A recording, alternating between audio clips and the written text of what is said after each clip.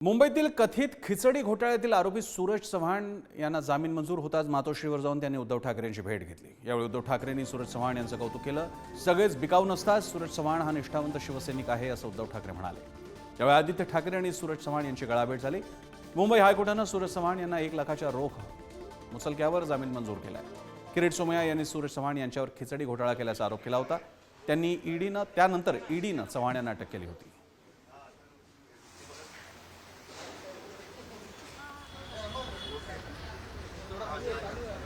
खरंच एक निष्ठावान शिवसैनिक कसा असायला पाहिजे त्याचे एक उत्तम उदाहरण सूरजनी सगळ्यांसमोर ठेवलेले आहे। आणि सगळेच लोक काही विकाऊ किंवा गद्दार होऊ शकत नाही, एका कडवट कट्टर सच्च्या शिवसैनिकाने दाखवून दिले।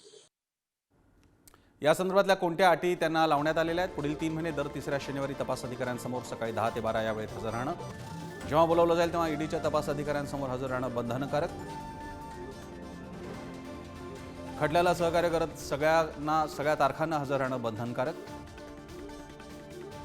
पासपोर्ट विशेष PMLA कोर्टाकडे जमा करावा, तसंच कोर्टाच्या परवानगीविना महाराष्ट्राच्या बाहेर जाऊ नये।